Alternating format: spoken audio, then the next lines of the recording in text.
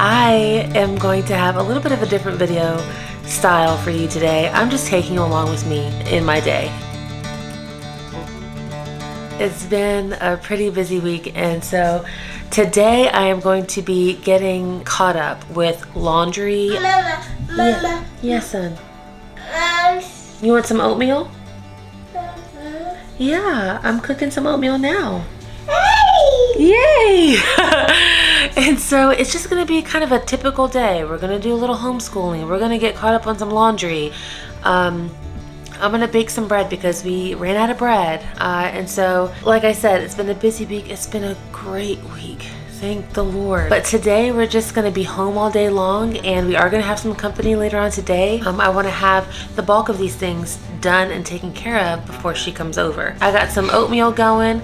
I'm gonna get into the Word. I got to spend a little time reading a new book that I am starting, kind of checking it out a little bit.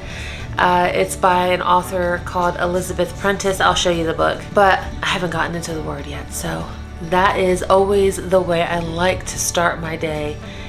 I'm gonna do a little bit of that. My baby is sleeping, so it's kind of the perfect time. I have a few minutes to get some verses in that I can meditate on during the day and get the day started off properly. And so I got this oatmeal going because while I'm spending some time in the Word, I wanted to have breakfast already ready so that as my kids wake up and they are finishing up their morning routine, they can just make their bowls of oatmeal. It's already ready, and I won't have to be interrupted while I'm reading if I'm not finished yet. Okay, breakfast is done and over with. While the kids were eating, I went ahead and got dressed, brushed my hair, changed a couple diapers, nursed the baby. Now my toddler is taking a nap and the kids are homeschooling. And I have some laundry to catch up on. I've got a couple of things in the kitchen to do, and we're just gonna be home all day long, so we're having leftovers. It's gonna be a really easy day of meals for lunch and dinner. So I'm just gonna get right into it. So I realized that there wasn't any detergent left in this bottle, but there was a few drops left. So I just put some water in there, swished it around, and used every last bit of what was in that container and brought down a new one. And we really do like this Arm & Hammer Free and Clear for sensitive skin. And it works really well for our whole family since we have a baby and can't use detergent with fragrances in it for his skin. We just all use the same detergent. I do still want to start making my own, but I just haven't gotten to it yet. It is a goal for this year though, but not all things at once. I do like a slow and steady approach to our more natural lifestyle. While the laundry's going, I'm getting to work in my kitchen. But first, I've got to refill my water bottle. I always drink a good bit of water throughout the day, and we used to buy the packs of water from the store, but now we have a Berkey, and we really enjoy it. I think one thing that would make it better, though, is if the water came out cold. What are you doing for lunch? Leftovers. That's right. I've got a plan. Leftovers to the rescue. My oldest daughter and I are just clearing off the counters together. I like to bring my kids into my work because it gives us a chance to do things together and have conversation as we work alongside one another. I know that I'm going to need to make some more bread today, so I'm just getting out some wheat berries so that I can grind them fresh in my mill.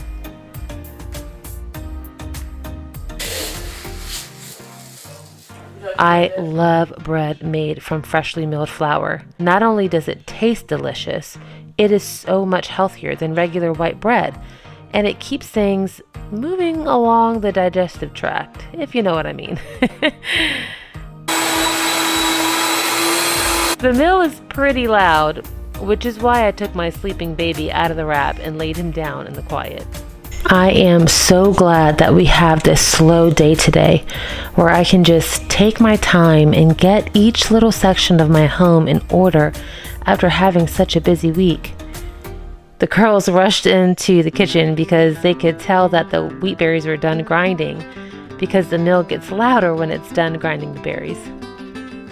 I do enjoy having a clean bedroom, but the common areas of the living room, entryway, dining room, and kitchen are even more important to me to make sure that we have tidied, because these 4 areas are such high traffic areas that it'll just feel like a disaster if we don't keep up with them throughout the day. And sometimes we don't, which is why I appreciate a catch-up day. I'm finding myself getting a bit snacky, and I've already had a pretzel stick, so to help myself not continue to go back into that pretzel bag, I'm just gonna cut up a little avocado and have this as a little snack. And I am noticing my bananas that are getting past their prime. These are gonna get turned into banana bread.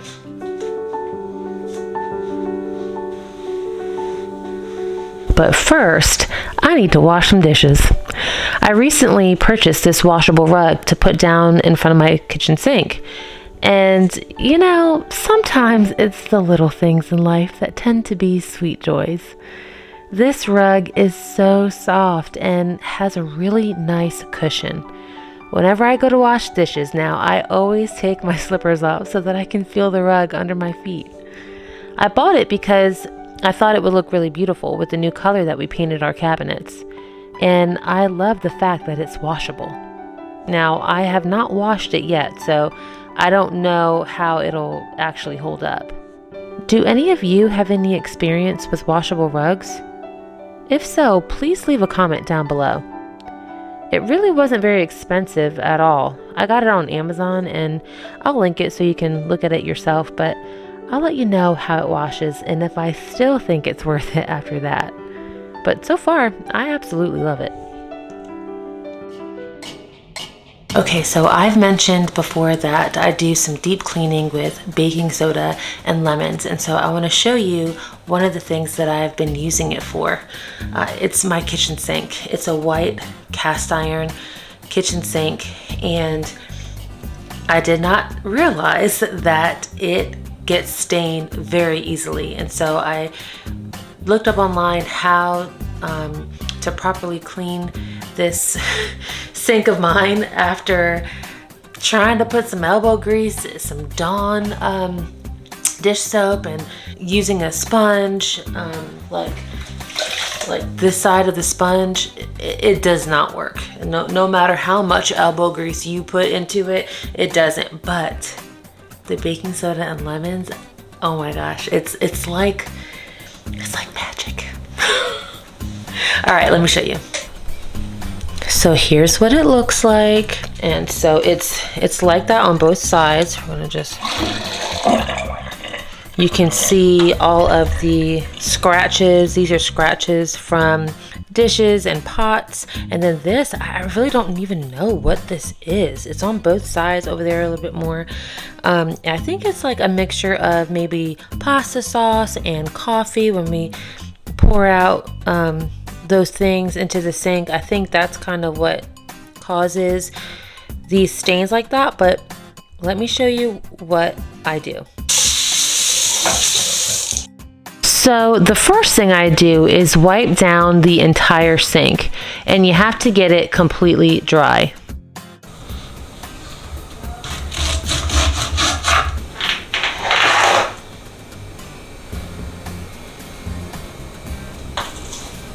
Then I sprinkle about a tablespoon of baking soda on each side, making sure to have it pretty evenly coated. Then I take this quarter of a lemon here and squeeze out the juice onto the baking soda, and it creates a little reaction of bubbles that you will clearly see and hear. And then I just use the actual lemon to begin to scrub the stains and the scratches. It's pretty amazing how it works. Once you get a good rhythm, you can feel the grit underneath of the lemon, and you just go in a circular motion like this. I use a little bit of the pulp side and the rind together to scrub. Once you get going, you'll start to see all the stains and scuffs and scratches begin to erase right before your eyes.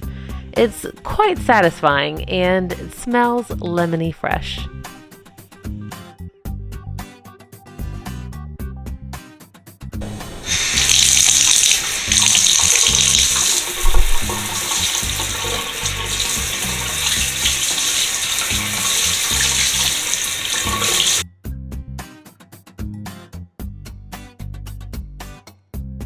Now it could stand to be done a second time there, but look at, this was worse.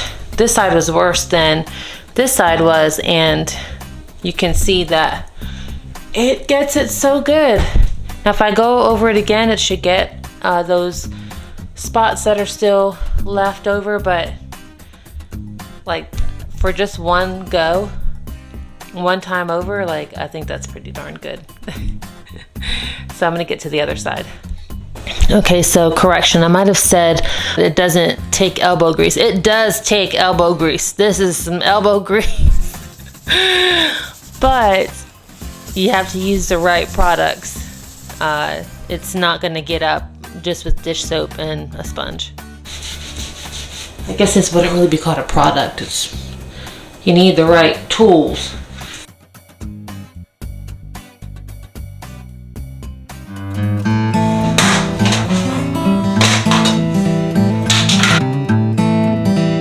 Our lunch menu for today is going to be tacos. I had cooked up some ground beef the day before, and this is what we used it for. And so there was plenty left over for us today, and we were happy to enjoy the same thing. It was just 2 pounds of ground beef. I think I put some onions in there, some taco seasoning, which was some cumin, chili powder, salt, pepper, and garlic.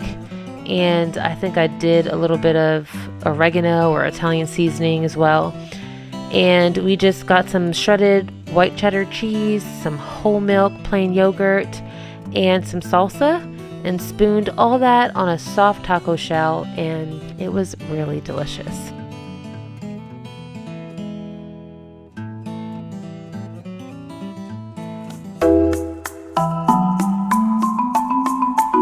Okay, I am putting these extremely ripe bananas to use. They will serve their purpose in this house today. I also had some leftover cookie dough that I wanted to bake up, and so I popped those in the oven while I'm getting this banana bread prepared. And this is a really simple recipe. It's a variation of one that I got from the Magnolia cookbook, but I didn't have any brown sugar. So I just added some molasses to get the same effect with the white sugar. And I got that idea from around Christmas time when we were baking up some gingerbread cookies. Walmart was out of molasses. Can you believe that? So I had to look up online how to make gingerbread cookies without molasses. And that's when I learned that brown sugar is just white sugar with molasses. So anyway, you guys probably knew that. But I did it, but I'm glad that I learned it. Anyway, that vanilla I got from Sam's Club, and so as much baking as we do in this house, it just made more sense to get the larger container. It was just more economical.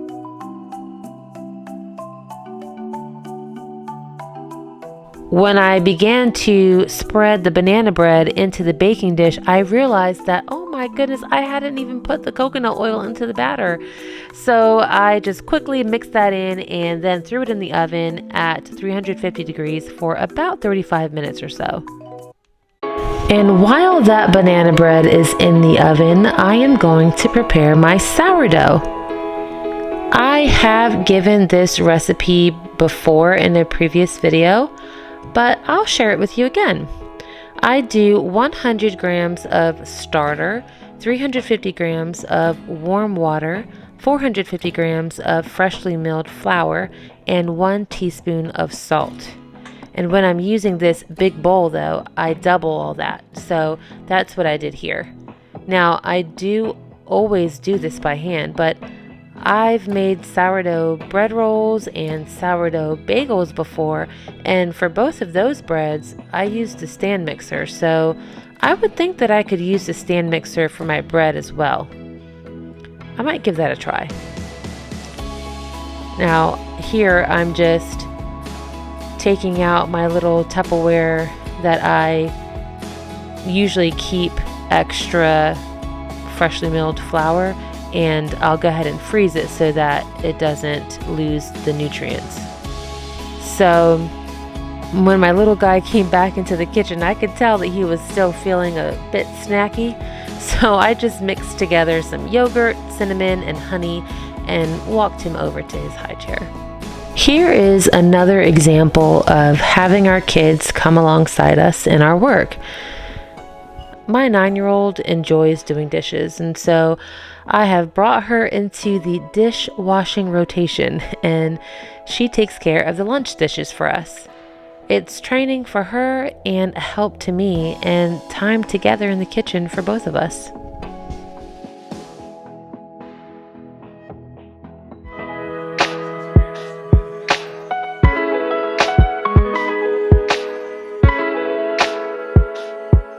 My dough has been sitting for about 30 minutes, and now I'm just wetting my hands to do the first series of stretch and folds.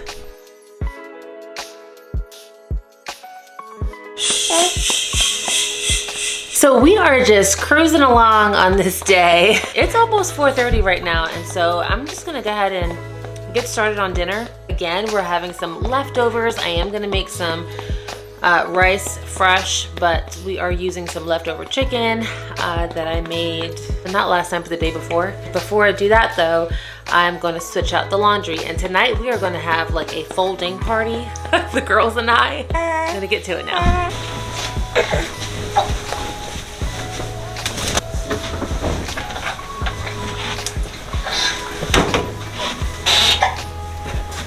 And now for the second stretch and fold. And I only do this process twice, and then I just let it ferment on the counter for 4 to 8 hours before baking or putting in the fridge overnight. My friend has arrived and I am getting dinner going. We're gonna have just a simple rice and chicken one-pot meal, and I'm just using some leftover baked chicken that I'd made the night before. In this pot, I am scooping in some sofrito. This is a Puerto Rican puree of onions, garlic, bell peppers, and cilantro. There are other things that you can put in it as well, other herbs, but that's a basic description of what it is. They have a jarred version, but I like this one because it's in the freezer section and there aren't any funny ingredients in it. I also added some other seasonings like cumin, salt, pepper, coriander, turmeric, garlic powder, and oregano. And I let that saute a bit, added in some of that chicken and some white rice, and let that cook, and it was really fluffy and very flavorful. We did all the folding we could do, and our friend chipped in a bit too. But when it was time to eat, we were all through. You like what I did with that? Well, thank you so much for spending a catch-up day with me.